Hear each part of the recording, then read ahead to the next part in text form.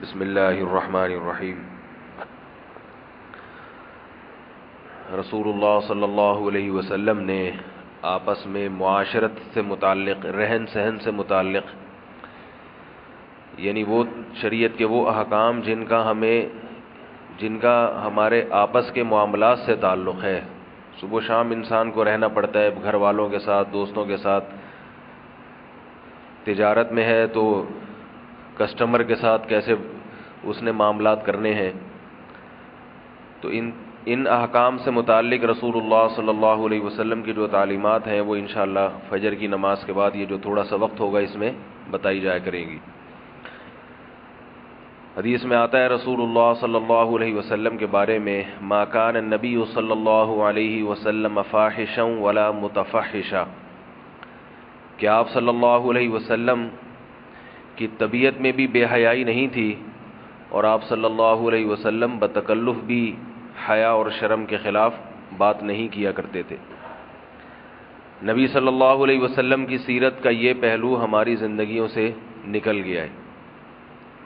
بات بات پہ گالی، بات بات پہ فحش باتیں، ماں بہن کی گالیاں ہمارے معاشرے میں ایسے داخل ہو چکی ہیں کہ ان کو کوئی برا ہی نہیں سمجھتا، فیشن بن گیا یہ۔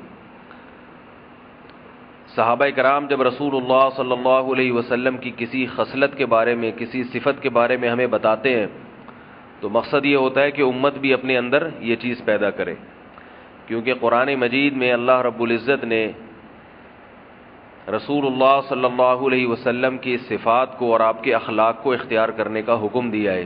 فرمایا لقد کان لکم فی رسول اللہ اسوۃ حسنہ، تمہارے لیے نبی کی زندگی میں بہترین نمونہ ہے۔ تو نبی صلی اللہ علیہ وسلم کی جو صفات تھیں اللہ نے جو آپ کو عطا فرمائی وہ اس لیے تاکہ امت اس کو فالو کرے، اس کی اتباع کرے۔ تو جو لوگ بھی اسلام کے اور مذہب کے جتنے زیادہ قریب ہوں گے ان کی طبیعت میں، ان کی زبان میں، ان کے مزاج میں بے حیائی کا عنصر اتنا ہی کم ہوگا۔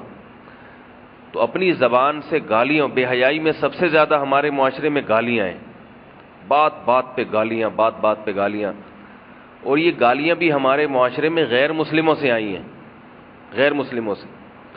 جو قوم من حیث القوم اسلام کے جتنا قریب ہے اس میں گالیوں کا رواج اتنا ہی کم ہے۔ آپ سعودی عرب چلے جائیں، میں نے خود اپنی آنکھوں سے دیکھا ہے کہ لوگ جب غصے ہوتے ہیں تو اللہ اکبر اس طرح کے الفاظ کہتے ہیں، اللہم صلی علی محمد، درود شریف پڑھنا شروع کر دیں گے۔ کوئی تعجب والی چیز دیکھیں گے تو سبحان اللہ کہہ دیں گے۔ جیسے جیسے آپ دور ہوتے جائیں گے تو گالیاں آتی چلی جائیں گی۔ انگلش میں ایک لفظ ہے شٹ، بہت زیادہ بولا جاتا ہے، بہت ہی بیہودہ لفظ ہے، بہت ہی برا لفظ ہے۔ جو بھی جاتا ہے وہ یہ لفظ سیکھ کے آ جاتا ہے، بات بات پہ شٹ۔ ایک عرب تھے، سعودی عرب سے گئے وہ، تو وہ ڈرائیونگ کر رہے تھے امریکہ میں۔ میرا مقصد کسی قوم کی برائی نہیں ہے، مقصد یہ ہے کہ ہم جو اللہ نے ہمیں تہذیب دی ہے اللہ کے رسول کے ذریعے ہم اس کو فالو کریں، ہم کسی اور سے نہ سیکھیں کہ کس موقع پر کیا بولنا ہے۔ تو وہ امریکہ گئے، ڈرائیونگ کر رہے تھے، اچانک ایکسیڈنٹ ہوا۔ تو جیسے ہی ایکسیڈنٹ ہوا ان کے منہ سے نکلا شٹ، ان کے منہ سے کیا نکلا؟ او شٹ، اور اللہ نے ان کو موت سے بچایا۔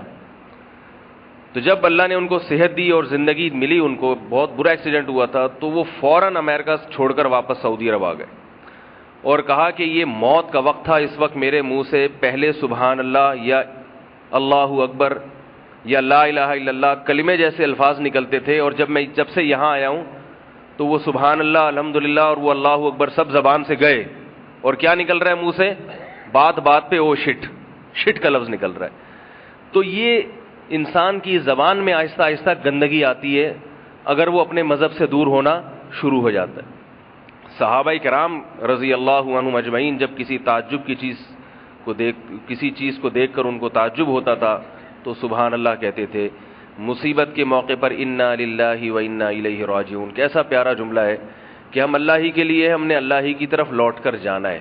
یہ مصیبت جو ہمیں ملی ہے اللہ کی طرف سے ملی ہے، تو ہم نے اللہ کی طرف لوٹ کر جانا ہے، اللہ ہمیں اس کا نعم البدل عطا کر دے گا۔ کتنا بہترین جملہ ہے۔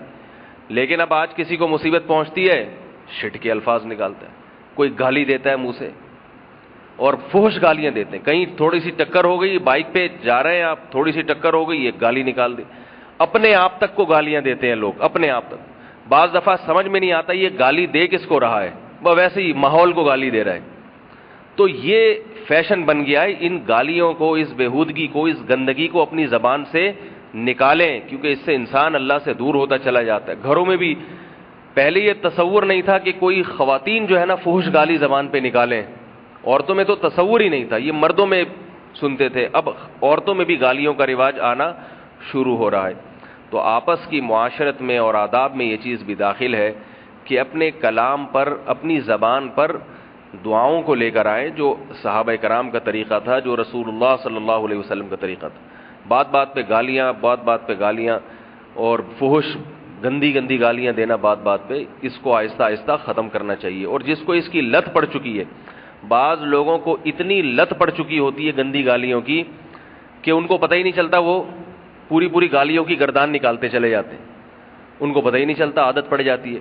تو علماء نے لکھا ہے جس چیز کی انسان کو عادت پڑ جائے نا، اس میں اپنے لیے کوئی سزا متعین کرے. سزا کا مطلب جب بھی زبان سے گالی نکلے گی اتنے پیسے صدقہ کروں گا، یہ نیت کر لے. زیادہ پیسے نہیں، 20 روپے ہی صدقہ کرنے کی نیت کر لے، 25 روپے ہی صدقہ کروں گا. آہستہ آہستہ اس سے تھوڑا اس کی زبان جو ہے نا آہستہ آہستہ تھوڑی تھوڑی صحیح ہونا شروع ہو جائے گی. اللہ تعالی ہمیں رسول اللہ صلی اللہ علیہ وسلم کی یہ خصلت کے اخلاق تھے اور گالیوں سے اجتناب تھا، اس کو اختیار کرنے کی توفیق عطا فرمائے. سبحانک اللہم و بحمدک، نشہد ان لا الہ الا انت، نستغفرک و نتوب الیک.